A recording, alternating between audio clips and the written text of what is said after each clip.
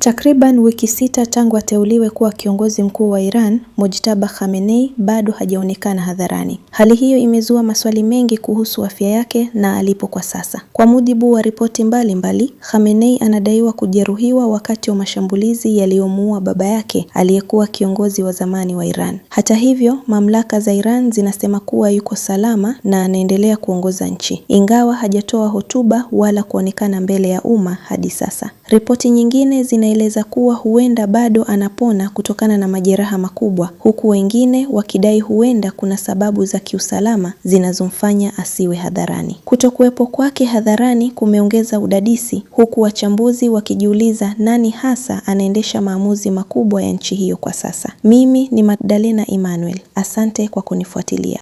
Khamenei was killed by Israel and the US in joint airstrikes at the start of the war. He was everywhere. Barely a week would pass without some kind of speech or ruling.